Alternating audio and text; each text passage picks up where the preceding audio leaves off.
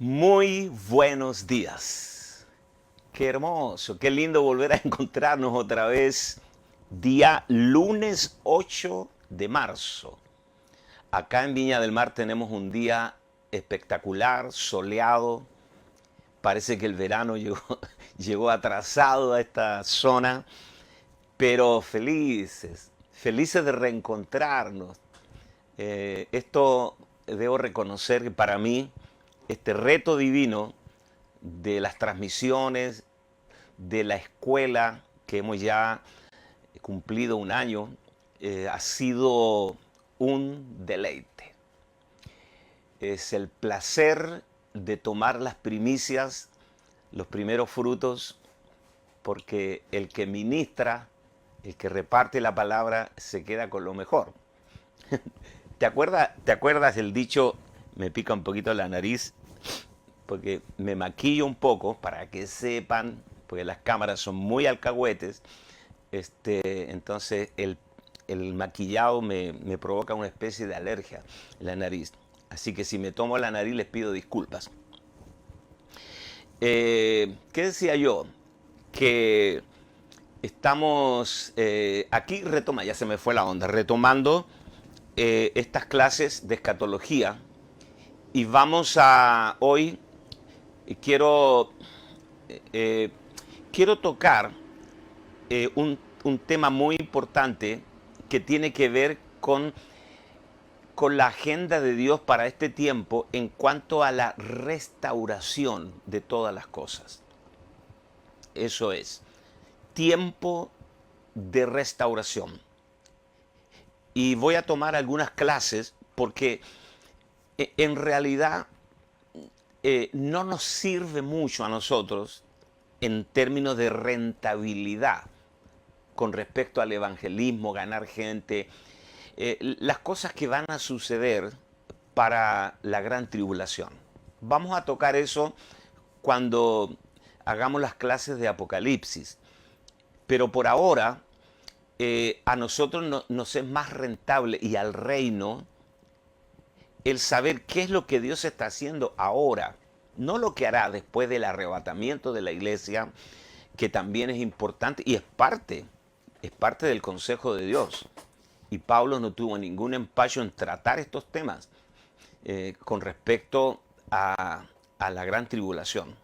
Pero a nosotros nos es mucho más rentable, como dije, el hablar de qué es lo que debemos hacer hoy, qué viene en el mañana inmediato, qué es lo que tenemos que hacer, cuál es la tarea, cuál es la misión, cuáles son los movimientos en el tablero de ajedrez profético de Dios con respecto a nosotros.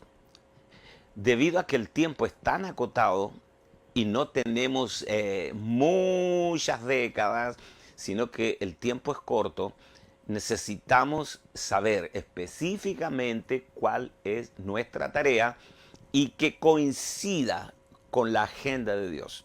Por eso vamos a hablar de estos tiempos de restauración y vamos a tocar unos 3 o 4 ítems. Y quiero comenzar hoy con la restauración del tabernáculo de David. Pero vamos a arrancar de una escritura en el libro de los Hechos. Hechos de los Apóstoles, capítulo 3, verso 18 al 26. Iba a decirles algo, no me puedo acordar, pero de todos modos les mando un abrazo lleno de amor, de empatía para todos. Eh, el poder disfrutar estas clases, lo repito, es un gran deleite. Tenemos también algunos saludos. Mi cuñada, Zaida, te mando un abrazo, Zaida.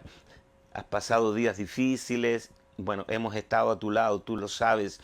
Lorena Vázquez, Álvaro Galdames, Marcelo Ríos Lobos, de La Serena, wow. Jocelyn Rosas Villalón, tremenda mujer de Dios. René Ramírez, que todavía anda por la zona. Renecito. Dayana Velázquez, María Restrepo, fiel alumna. Jorge Duarte también está viendo, Andrea Carballo de Italia, Juan Miguel Palleros, Gino Carballo, se está reportando Ginito, en fin. Cristina Cariaga también lo está viendo, Nancy Girardot. Tú sabes, algunos saludos así al azar. No se sientan mal a los que no menciono. Libro de los Hechos, capítulo 3, verso 18 al 26. Esto es lo que dice.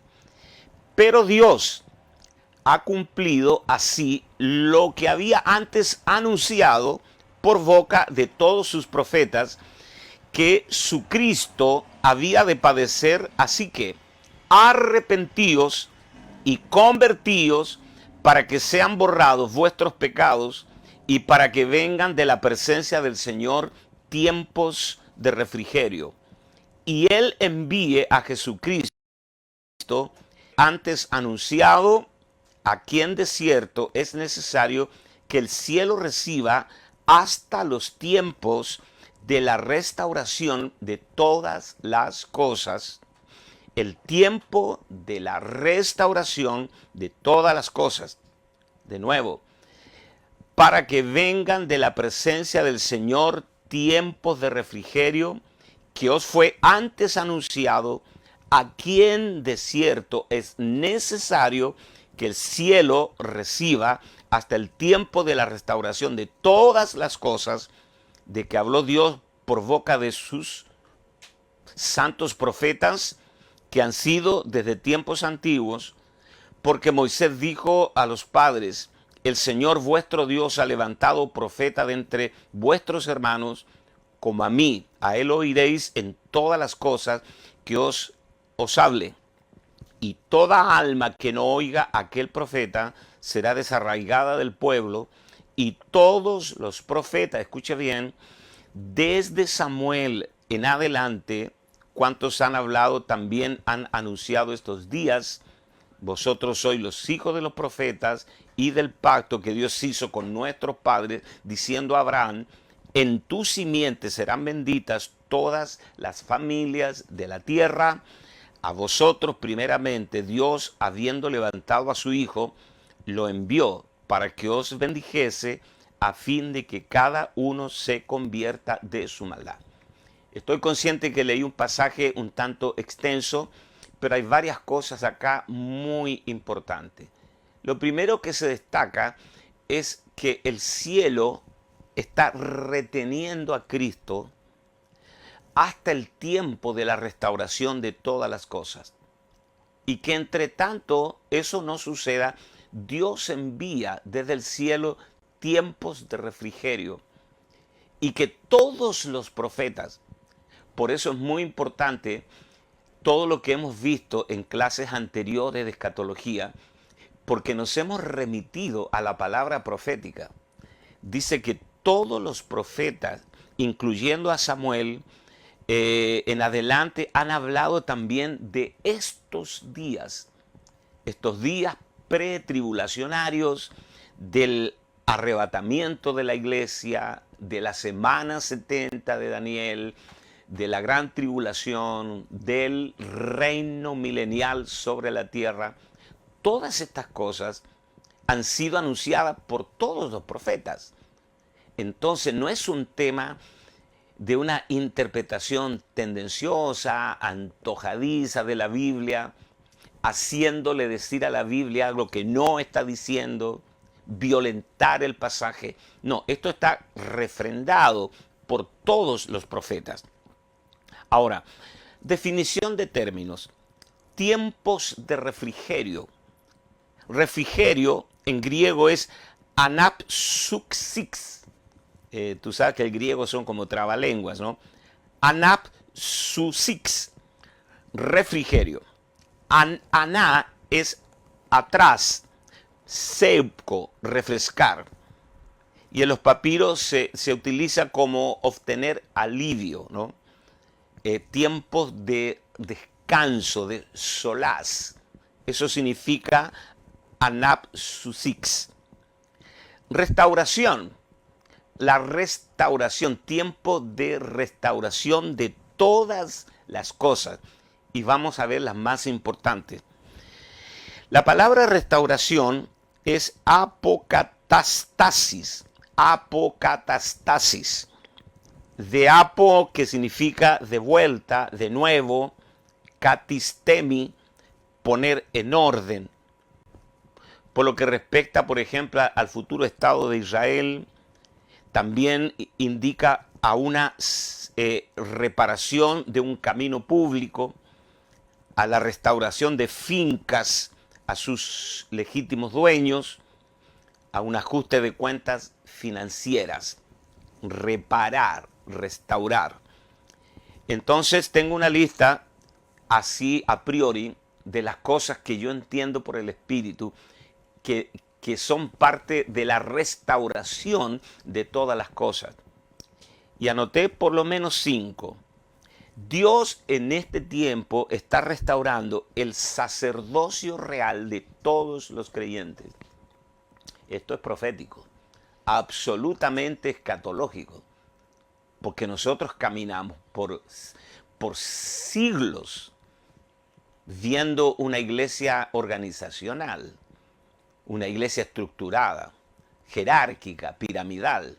Y hoy día Dios nos está trayendo de regreso al diseño de la iglesia orgánica y restaurando el sacerdocio real de todos los creyentes. Número 2, restaurar la iglesia orgánica.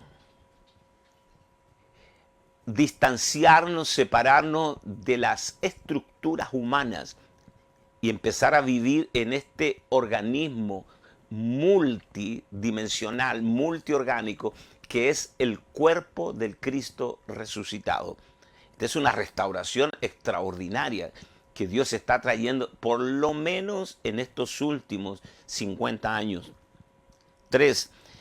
Dios está restaurando la vida Zoe en cada uno de los creyentes y también en el cuerpo como un todo, para que Cristo sea el todo y en todos. El todo y en todos. Dios está restaurando, número 4, la alabanza y la adoración. Y de eso vamos a hablar hoy. La restauración del tabernáculo caído de David. Solté algunas cosas ayer domingo en el culto nuestro y han habido comentarios muy buenos porque fue una palabra que nos sacudió a todos.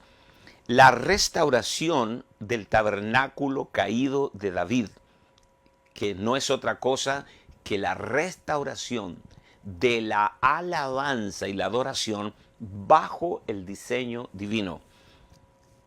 Y número 5, hay más, pero número 5, restaurar la revelación plena de Cristo. El conocimiento pleno de Cristo. Todos me conocerán, desde el más pequeño hasta el más grande de ellos. Nadie enseñará a su compañero diciendo, conoce al Señor, porque todos me conocerán. Quiero dejar este mapa de ruta entonces. 1, restaurar el sacerdocio real de todos los creyentes. 2, restaurar la iglesia orgánica. 3, restaurar la vida Zoe en cada persona y también en forma corporativa. 4, restaurar la alabanza y la adoración. Y 5, restaurar la revelación. Disculpen. Romanos capítulo 11, verso 12, dice, y si su transgresión es la riqueza del mundo y su defección la riqueza de los gentiles, cuanto más su plena restauración. Es decir, Dios está también trabajando con Israel, trayéndolo a una restauración nacional y espiritual luego. Ahora vamos a ir a Hechos capítulo 15, verso 12 al 18. Hechos capítulo 15, verso 12 al 18. En donde Jacobo, el hermano de Jesús, y los apóstoles de Jerusalén están resolviendo un litigio con Bernabé y Pablo, este asunto de los gentiles, que ellos no terminaban de procesar. ¿Cómo Dios va a salvar a los gentiles si ellos no son el pueblo del pacto? Ese es el asunto que estaban tratando en Jerusalén. Hechos 15, verso 12 al 18. Entonces, toda la multitud cayó y oyeron a Bernabé y a Pablo, que contaban cuán grandes señales y maravillas había hecho Dios por medio de ellos entre los gentiles. Y cuando ellos callaron, Jacobo respondió diciendo: varones hermanos, Jacobo, el hermano mayor, el hermano menor de Jesús. Varones hermanos, oídme. Simón ha contado cómo Dios visitó por primera vez a los gentiles para tomar de ellos pueblo para su nombre. Y con esto concuerdan las palabras de los profetas. Nuevamente, ellos todo lo cotejaban con la palabra profética porque el Nuevo Testamento no estaba escrito. Como está escrito, después de esto, volveré y reedificaré el tabernáculo de David que está caído, y repararé sus ruinas y lo volveré a levantar, para que el resto de los hombres busque al Señor, y todos los gentiles sobre los cuales es invocado mi nombre, dice el Señor, que hace conocer todo esto desde tiempos antiguos. Están discutiendo el tema de los gentiles. Y Jacobo dice, esto fue escrito por el profeta Amós. El profeta Amós, en el capítulo 9, está citando este pasaje al que se refirió Jacobo. El tema de los gentiles, cómo Dios iba a provocar una gigantesca cosecha de gentiles a través de los siglos para tomar pueblo para su nombre. Tú y yo, que no somos judíos de raza, somos parte de ese pueblo que Dios ha tomado para su nombre y sobre los cuales, dice, es invocado mi nombre. Y aquí vemos que por primera vez en toda la historia se está citando a Dios mismo soberanamente, y te voy a explicar por qué, visitando a los gentiles en la casa de Cornelio, que se fue el gran escándalo que tuvo que resolver Pedro cuando él estaba en la azotea, en la casa de Simón el curtidor, y Dios le muestra el lienzo tomado de las cuatro puntas, descendiendo del cielo con toda clase de animales inmundos para la ley, y Dios le dice, Pedro, mata y come. Y él discute con Dios diciendo, no señor, nunca entró a mi boca cosa inmunda. Y el Señor le dice, Pedro, por favor, no llames inmundo lo que yo he limpiado. Y se está refiriendo, lo está preparando para ir a la casa de Cornelio. Porque las hermanitas se demoraron un poco con la comida, Pedro subió a la azotea, se durmió un poco y tuvo un éxtasis y vio el lienzo, y acto seguido siente que golpean la puerta de la casa y eran 4 varones que habían sido enviados por Cornelio, un centurión romano. Todas estas coincidencias divinas, o sea, la Biblia no tiene sentido si tú no entiendes cómo Dios conecta las cosas. Y llegan a la casa de Simón el curtidor preguntando por Pedro, y Pedro de mala gana va con estos 4 varones a la casa de Cornelio y llega de malos modales, diciendo, ustedes saben que es cosa abominable para un judío entrar en la casa de un gentil. Y predicó de malas ganas. Y cuando estaba haciendo la introducción del mensaje, si usted lee con atención el libro de los Hechos, el Señor derramó el Espíritu Santo y todos comenzaron a ser llenos del Espíritu, hablando en lengua. Se armó el escándalo y Pedro se agarraba la cabeza, no entendía nada.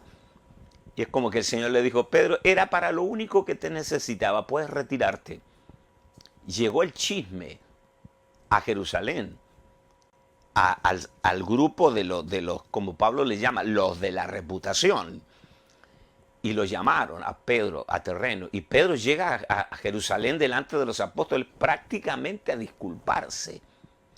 a decir, no tuve nada que ver con esto, yo ni siquiera empezaba a hablar y el Espíritu Santo se derramó.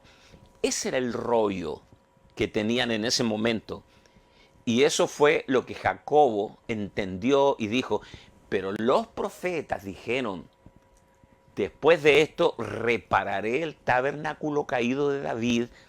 ¿Para qué? ¿Para qué Dios, Él como un acto unilateral, va en este tiempo, está restaurando el tabernáculo caído de David? Dame tiempo porque te voy a explicar con detalles lo que es el tabernáculo de David.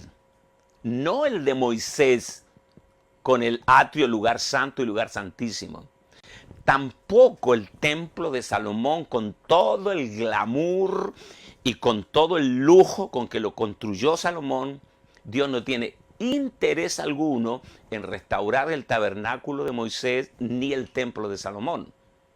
Ni lo uno ni lo otro, sino solamente esta sencilla carpa, esta tienda que edificó David en lo alto del monte de Sión, un cucá, en hebreo un cucá, que era una choza. Y ahí David metió el arca después que la recuperó. Ya nos vamos a meter allí. Esa tienda ordinaria, barata, doméstica, accesible, sin divisiones, sin atrio, ni lugar santo, ni lugar santísimo, donde David puso el arca, eso es lo único que el Señor está restaurando en este tiempo. Y esto tiene un significado, pero brutal, impresionante. Y yo quiero que tú captures el principio que vamos a soltar aquí, porque esto tiene que ver con los tiempos que nos ha tocado vivir a nosotros. 1. La visitación a los gentiles. 2. La restauración del tabernáculo de David. 3. Para que el resto de los hombres busque a Dios. O sea, el propósito de restaurar el tabernáculo caído de David es para que el resto de los hombres busque a Dios y todos los gentiles, nosotros, los millones y millones y millones, que son 7.000 millones sobre la faz de la tierra hoy, busquen, sobre los cuales es invocado mi nombre. Esto representa la última cosecha. Quiero leer el pasaje relativo a lo que citó Jacobo aquel día en Jerusalén, y lo encontramos en Amós, profeta Amós, capítulo 9. Vaya conmigo, así va cotejando en la escritura. Amós 9, verso 11 al 13. En aquel día yo levantaré el tabernáculo caído de David. ¿En qué día? Cuando Dios empiece a traer a todos los judíos de regreso a su tierra, cosa que no había sucedido en 2000 años. De hecho, cuando estas palabras las estaba repitiendo Jacobo, el hermano de Jesús, Israel todavía no había sido dispersado por todo el mundo. ¿Por qué? Porque la diáspora todavía no se había producido.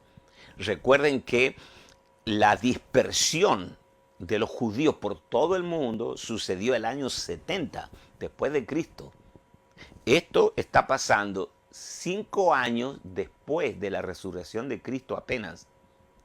Pasaron 5 años después que Cristo resucitó y Jacobo está citando al profeta Amós. Así que todavía ni siquiera viene la dispersión, mucho menos lo que se llama el aliyad o el regreso de los judíos. Entonces, fíjate, dice Amós, en aquel día yo levantaré el tabernáculo caído de David. Tarea para la casa. Lee los versículos anteriores porque está hablando de traer a Israel de los 4 cabos de la tierra a su tierra física. Y cerraré sus portillos y levantaré sus ruinas y lo edificaré como en el tiempo pasado, para que aquellos sobre los cuales es invocado mi nombre posean el resto de Edom. Y a todas las naciones, dice Jehová, que hace esto. He aquí vienen días, dice Jehová, en que el que ara, esta parte yo la prediqué hace muchos años, la apliqué al principio de ganar a la gente, ganar a los perdidos. Dice, he aquí vienen días, dice Jehová, que el que ara, el que va arando el campo, alcanzará al segador. O sea, cómo se acortan los ciclos de la productividad. Esto es brutal, asombroso, inexplicable. Mientras la persona va arando, está pisándole los talones al que va cosechando. Se acortan los plazos.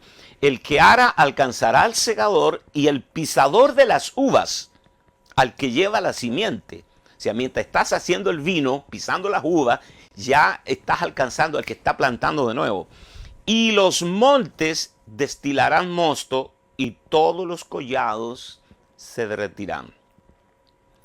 Todos estamos de acuerdo en que estamos viviendo tiempos extraordinarios. No encuentro la palabra para un adjetivo para describirlo. Tiempos fabulosos, tiempos proféticos. Los últimos tiempos donde nosotros vamos a ser testigos de cosas que desearon haber visto nuestros antepasados. Estamos viendo lo bueno, lo buenísimo y también lo malo. Esta convivencia entre la maldad y la gracia, este punto de tensión. Cuando abunde la maldad, sobreabundará la gracia. Estamos viendo intervenciones divinas y vamos a ver intervenciones divinas en el mundo como nunca antes. Pedro, cuando habla de estos tiempos, dice que los profetas del antiguo pacto, al lado de una lámpara humeante de aceite con una pluma de ave escribiendo, dice que ellos indagaron diligentemente acerca de la gracia destinada a nosotros, los que hemos alcanzado los fines de los siglos, que no fue para ellos, sino para nosotros que hemos alcanzado los fines de los siglos. Ellos fueron generosos, ellos fueron proféticos, desprendidos, se dedicaron a escarbar en los documentos de los que disponían, indagaron diligentemente cosas que no eran para ellos, sino para nosotros, los que hemos alcanzado los fines de los siglos. Entonces, estamos viviendo los días más gloriosos de la historia de la iglesia, señores. Los días inmediatamente anterior al levantamiento de la iglesia, al arrebatamiento, al arpazo. Los días en los que la iglesia llenará de la gloria de Dios. Dice que la gloria postrera será mayor que la primera y se levantará la más grande cosecha de seres humanos jamás levantada. Recuerdo haber escuchado esto de los labios de Morris Cerullo, un hombre que acaba de partir con el Señor. Es decir, la época en la que millones de personas se convertirán al Evangelio. Los días en los que el pueblo de Dios buscará al Señor y como consecuencia de esto, los pecadores también buscarán al Señor. Jesús, antes de ser elevado, llevado al cielo en la ascensión, Él reunió a sus discípulos y estas fueron las palabras póstumas. Tú las encuentras en Mateo 28. Dice, id por todo el mundo y predicad el evangelio a toda criatura, enseñándoles que guarden todas las cosas que yo os he mandado, y aquí yo estoy con vosotros todos los días hasta el fin, y hagan discípulos a las naciones. ¿Pero qué hicieron los discípulos? No lo hicieron, no obedecieron. Ellos se centraron en los judíos, se quedaron ahí en Jerusalén, tranquilos, y Dios personalmente abrió puerta en la casa de Cornelio. Entonces, cuando pasó eso, el Evangelio por primera vez dice, también Jacobo, que por primera vez, estoy citando el pasaje en cuestión, Hechos 15, por primera vez Dios visitó a los gentiles.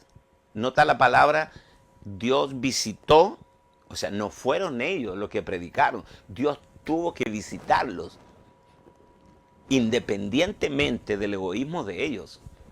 Bueno, y Pedro dijo, ustedes saben que es abominable para un judío entrar en la casa de un gentil, el Espíritu Santo cayó, todo eso desató una discusión de aquellas entre los de la reputación. Esta palabra, este calificativo de Pablo, los de la reputación, nada nuevo, me comunicaron. Entonces, en Hechos capítulo 11, versos 3 y 4, dice, porque has entrado en casa de hombres incircuncisos y has comido con ellos. Entonces comenzó Pedro a contarles por orden lo sucedido, diciendo, yo no tengo nada que ver con esto. En resumen, Pedro se fue a justificar. Y en el concilio de Jerusalén estaban viendo estos asuntos y Simón, Hechos 15, versos 14 al 17, y Simón ha contado cómo Dios visitó por primera vez a los gentiles. ¿Por qué estoy tratando este asunto de la restauración del tabernáculo de David? Porque este es un código que tiene que ver con la cosecha que viene en este tiempo. Por favor, no estás desconectado. Hay una cronología de Dios. ¿Y por qué el tabernáculo de David? Hechos 15, verso 14. Simón ha contado cómo Dios por primera vez visitó a los gentiles para tomar de ellos pueblo para su nombre. ¿Ves? Y con esto concuerdan las palabras de los profetas como está escrito. Después de esto volveré, reedificaré el tabernáculo de David que está caído por siglos. Nadie le dio bolilla, ahí está arruinado en algún lugar lleno de polvo. Y repararé sus ruinas y lo volveré a levantar, para que el resto de los hombres busque al Señor. Y todos los gentiles sobre los cuales es invocado mi nombre, el resto de los hombres correspondería para nosotros los 7.000 millones de habitantes sobre la tierra que no son judíos de raza. Entonces Dios visitó por primera vez a los gentiles. Entonces, la salvación. La Biblia revela que si el tabernáculo de David es restaurado, los que no conocen al Señor le buscarán y serán salvos.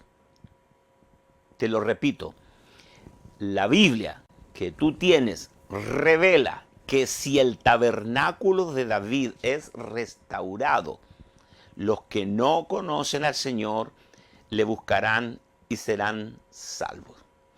Es probable que yo no termine de hablar de esto en esta clase, lo continuaremos el día miércoles. Sí, el miércoles. Porque yo no quiero ir rápido, este tema es neurálgico. Permítame hacer un paréntesis. No podemos pasar corriendo velozmente por asuntos que son gravitacionales. ¿Qué significa gravitacional?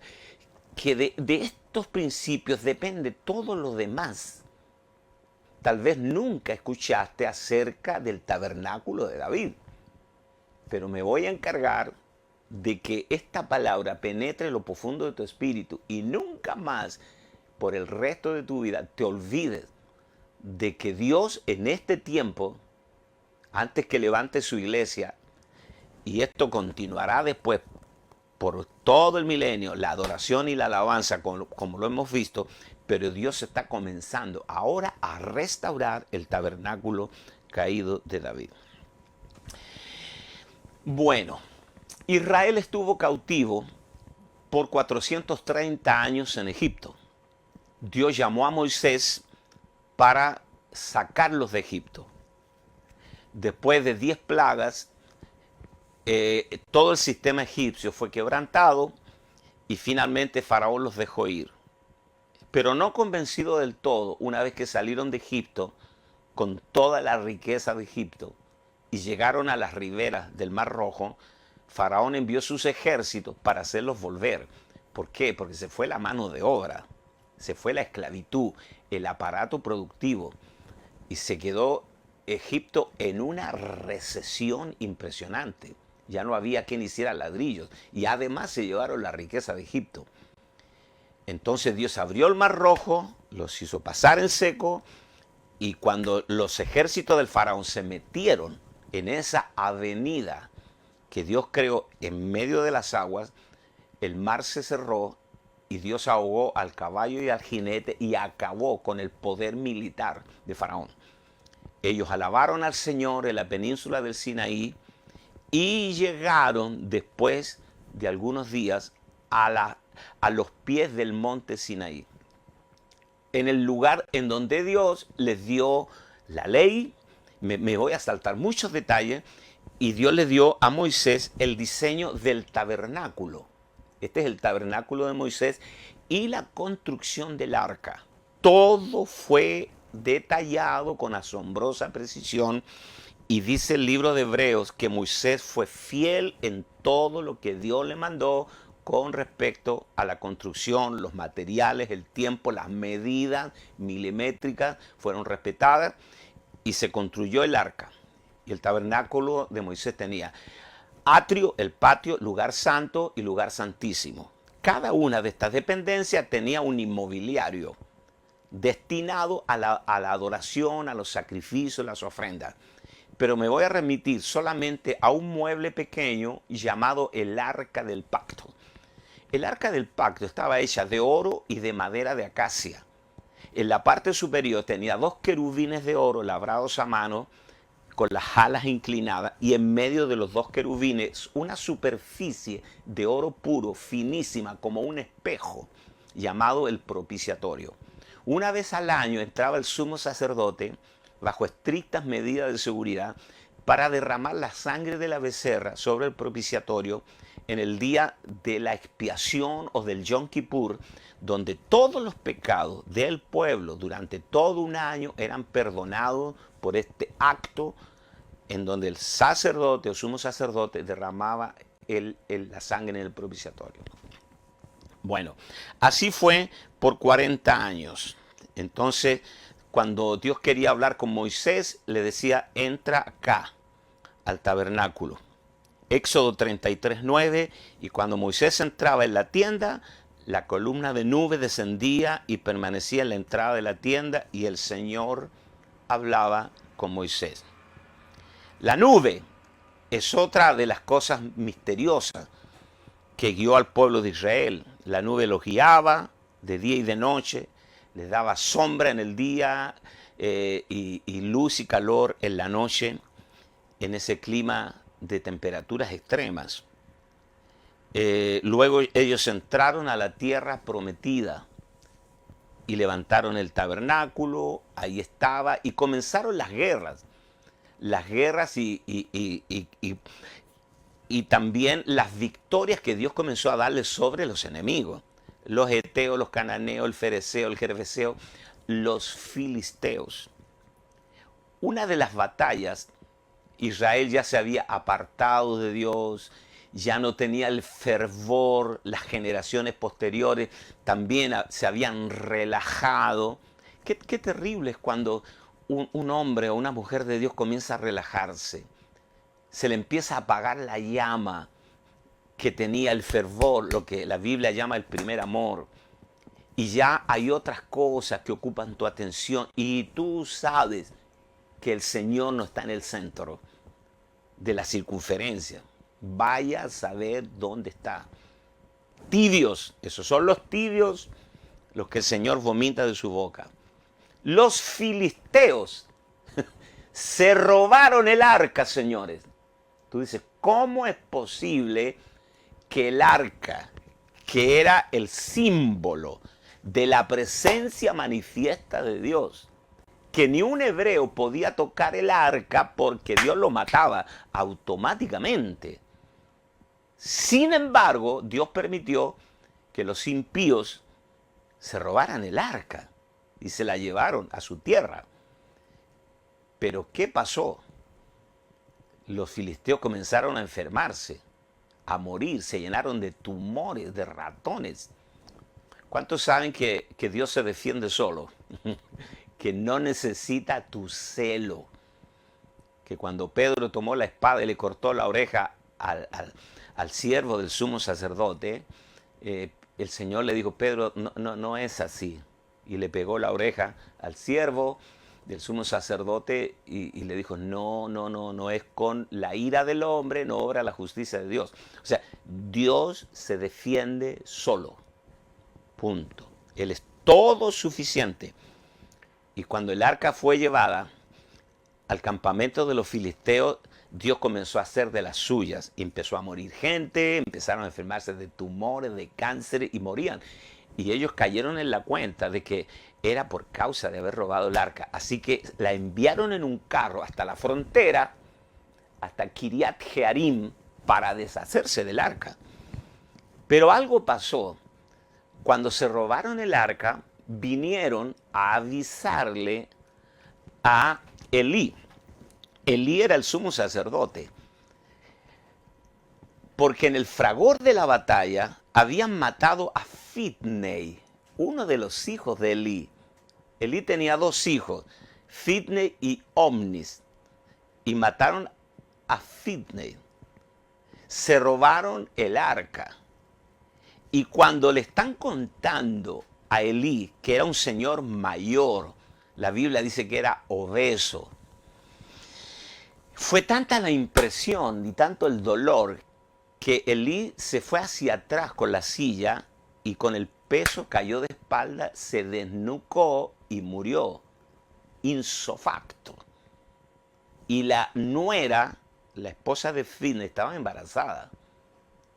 Y cuando escuchó la noticia de que se habían robado el arca, empezó a tener trabajos de parto, dolores de parto, y dio a luz ahí mismo, o sea, al lado del cadáver de su suegro, que acaba de morir, dio a luz y los que la asistían, la ayudaban, la vieron morir porque se murió, la esposa de Fitnei se murió.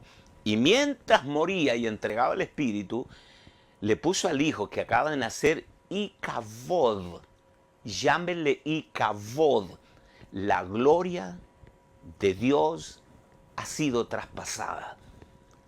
Esto está en Primera de Samuel, capítulo 4, versos 19 al 22. Primera de Samuel 4, 19 al 22. Y su nuera, la mujer de Fineis, que estaba encinta, cercana al alumbramiento, oyendo el rumor de que el arca había sido tomada y muerto su suegro y su marido, se inclinó y dio a luz porque le sobrevinieron dolores de repente, y al tiempo que moría, le decían las que estaban junto a ella, no tengas temor porque has dado a luz un hijo. Mas ella no respondió ni se dio por entendida y llamó al niño Icabod. Retén este nombre. Este es uno de los nombres que nunca le pondríamos a un hijo. Y llamó al niño Icabod diciendo, traspasada es la gloria de Israel por haber sido tomada el arca de Dios y por la muerte de su suegro y de su marido. Dijo pues, traspasada es la gloria de Israel porque ha sido tomada el arca de Dios.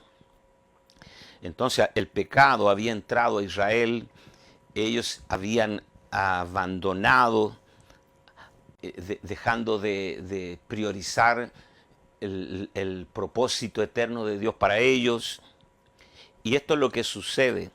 Acompáñame, porque vamos a llegar al punto de por qué David todavía no era rey. No, todavía era un niño, pero Dios lo está preparando para un punto histórico. Primera de Samuel, capítulo 7, verso 1 y 2. Esto es lo que dice. Vinieron los de Kiriat Jearim y llevaron el arca de Jehová, después que los filisteos la devuelven, y la pusieron en casa de Abinadab. Tengo un sobrino que se llama Abinadab, situada en el collado, y santificaron a Eleazar, su hijo, para que guardase el arca de Jehová desde el día que llegó el arca a Kiriat Jearim, que era una ciudad fronteriza. Pasaron muchos días, 20 años. 20 años es mucho tiempo. Pasaron muchos días, 20 años, y toda la casa de Israel lamentaba en pos de Jehová. Ahí estaba el arca del pacto. A mí, yo no sé ni siquiera cómo explicarlo. El arca del pacto, señores, que acompañó a Israel por 40 años, que los guió. El arca del pacto, que era transportada sobre los hombros de los sacerdotes por 40 años. Era la gloria, era la presencia manifiesta donde estaba la chequina en medio de los dos querubines de oro puro labrados a mano. Ahí estaba, estuvo. Esa arca, ese mueble, 20 años arrumbada, arrumbada. Ese es el término. ¿Viste? Cuando uno no sabe dónde poner un mueble que molesta, viejo, y lo arrinconan en algún lugar que no robe espacio. Arrumbada. Esto a mí me dice, si lo aplicamos al tiempo de hoy, que mucha gente tiene arrumbada la presencia de Dios en algún rincón porque la presencia es molesta, les incomoda, no saben qué hacer con ella. La presencia de Dios, el arca del pacto, permíteme insistir en esto, arrumbada por 20 años. ¿Cómo nadie? A nadie se le ocurrió. Había un rey, era Saúl, pero Saúl nunca tuvo interés. Saúl nunca tuvo un corazón para Dios. Saúl reinaba para el beneficio personal. Ese es el rey maravilloso que eligió el propio pueblo. Saúl. Ahí estaba el arca, en Kiriat Jearim, en una ciudad fronteriza, arrumbada, olvidada completamente por Israel. Nunca le interesó. El sacerdote Samuel hizo algo como para proteger el resto del inmobiliario del templo.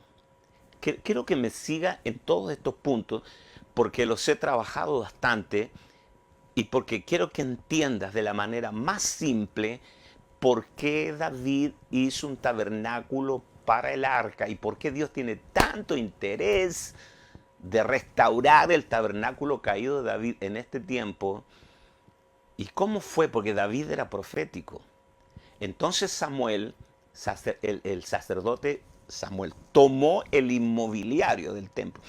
El altar del sacrificio, el altar de la ofrenda, el candelabro, la lámpara, todo, y se las llevó a un lugar llamado Gabaón, para que no fuera robada por los filisteos, para protegerla.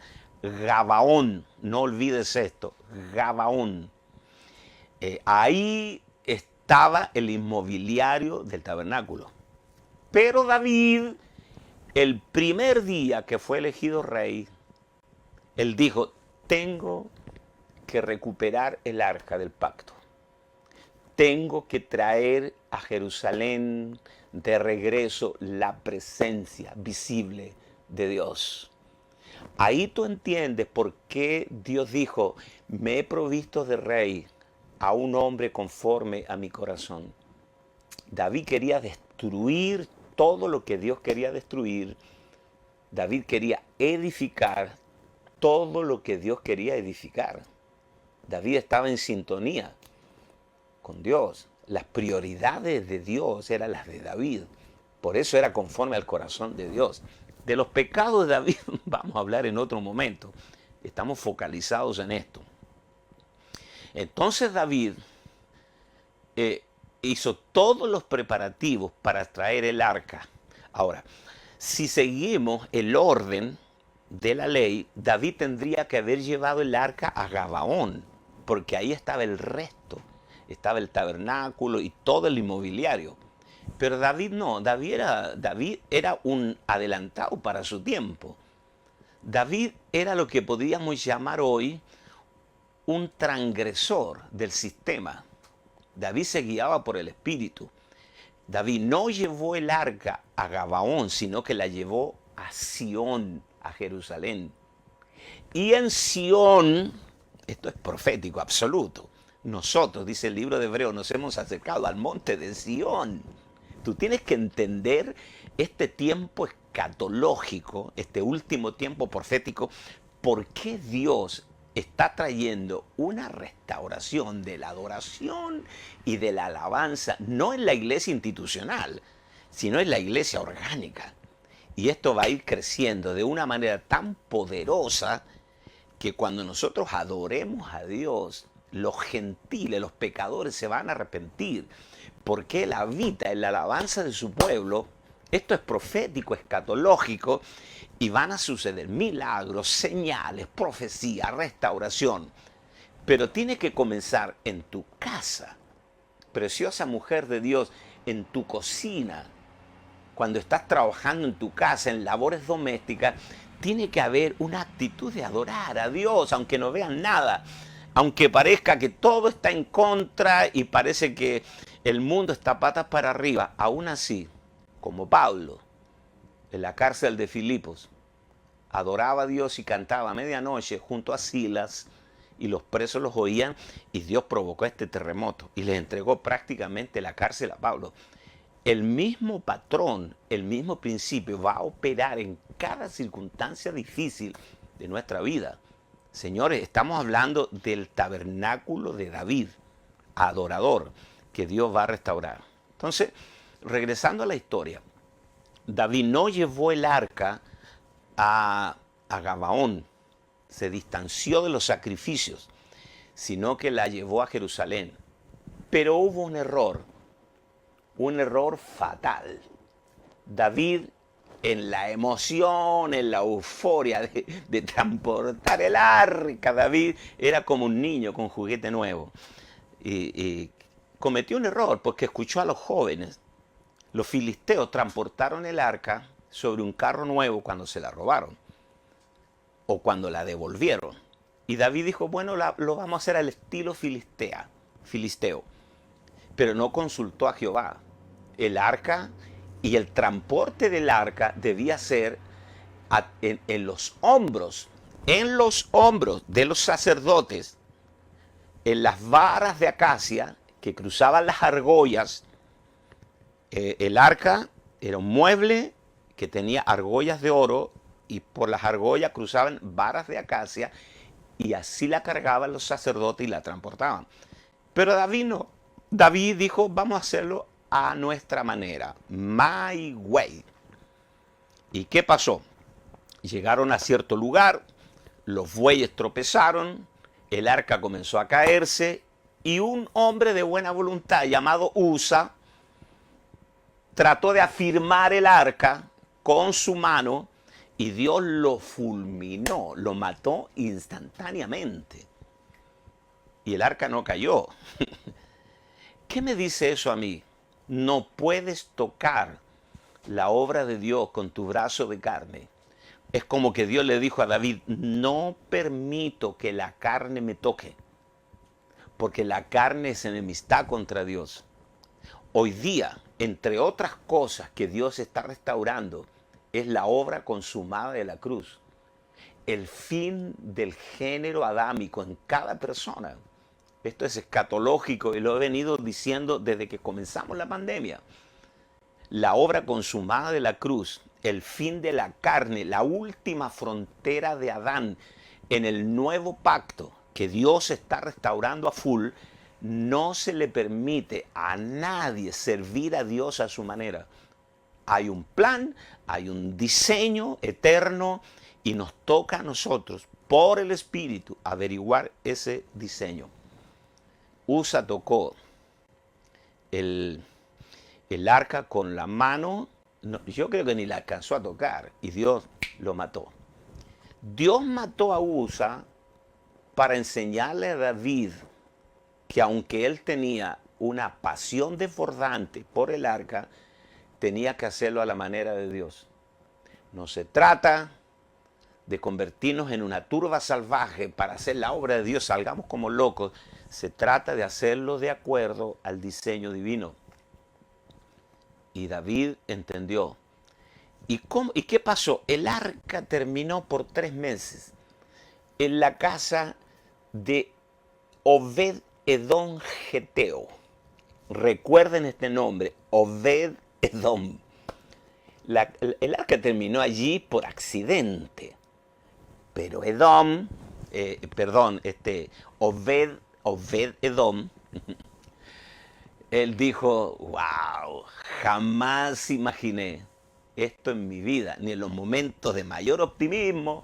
Yo imaginé que es una cosa impensada que yo tenga por 3 meses el arca en mi casa, en el living de mi casa, al lado de la tele, el arca del pacto. Pero Obed-Edom honró el arca. Él tenía como 68 hermanos en la familia inmensa. Y ellos se consagraron a Dios y comenzaron a honrar el arca. Y no sé lo que harían, no hay detalles, pero rendían culto a Dios, alababan, adoraban. Y Dios comenzó a bendecir salvajemente la casa de Obed-Edom. Su ganado, sus animales, sus plantas, todo comenzó a salirle de maravillas por causa del arca. Ahora uno se pregunta, durante 3 meses, Obed-Edom fue bendecido hasta las muelas, pero el arca había estado anteriormente 20 años en la casa de Abinadab. Y no se nos dice que Abinadab recibió bendición. La tuvo por 20 años, arrumbada, sin darle importancia. Obed-Edom la tuvo 3 meses y la casa se llenó de bendiciones. ¿No te dice eso algo a ti? Claro, tú puedes tener el corazón de Abinadab o el de Obed-Edom. Y hoy, si salimos de las sombras hacia la sustancia, ¿qué sería el arca? El arca sería la presencia corporativa.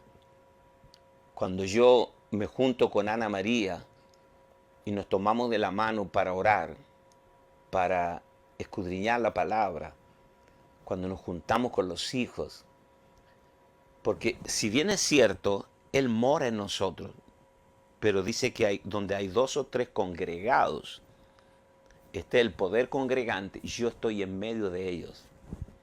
Señores, el nivel de bendición que se derrame sobre tu casa, a pesar de los vaticinios de los expertos, los pronósticos, que viene una recesión mundial nunca antes vista, y es probable, las condiciones están dadas para una recesión mundial, pero histórica, no hay problema, porque nosotros no vivimos del sistema. Dios puede enviar los cuervos, Dios puede alimentarnos de 1000 maneras, Dios puede, si se le da la gana, hacer caer maná del cielo otra vez y enviarnos codornices. Dios nunca ha carecido de recursos, señores. Pero esto depende de donde hay adoración, donde se prioriza, donde se lo pone a Él por encima de todo, donde Cristo es el todo y en todos, donde tú puedes decir, tengo hambre de Él. Puedo pasarme 1 día, 2 días, 3 días sin comer, pero no puedo estar ni un segundo sin su presencia, sin disfrutarlo a Él. Qué hermoso. Wow. Gloria, gloria al Señor. ¿Sabe qué? Son las 11 de la mañana. El miércoles vamos a concluir este tema.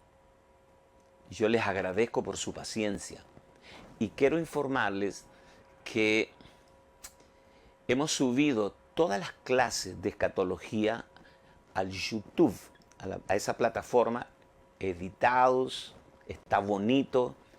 Agradezco a mi nuera, la pastora Jessica, que ha hecho un trabajo de calidad. También a Andrés Marín, que ha hecho un trabajo excelente. Así que este material audiovisual está disponible para ustedes, recomiéndenlo. Es importante que mucha gente pueda escuchar esta palabra. Así que hoy hicimos una introducción a estos tiempos de restauración. No todo lo que está pasando es malo, señores. Este es el mejor momento de la iglesia, como lo oyes. Sí, señor, la iglesia no va a salir por la puerta de atrás, por la puerta de escape, avergonzada e ignorada. La iglesia va a salir por la puerta grande, señores. Así es, está escrito. Él viene a buscar una iglesia gloriosa, sin manchas, sin arrugas ni cosas semejantes, sino que fuese santa y sin mancha. O sea, una iglesia en todo su esplendor, una iglesia ataviada para su marido, porque nos esperan tiempos impresionantes. Vamos a dejar hasta acá, los bendigo a todos, les mando un abrazo, nos vemos el miércoles a las 10 de la mañana, pero, repito, todas las grabaciones están en YouTube para que tú las visites una y otra vez. Un abrazo, bendiciones.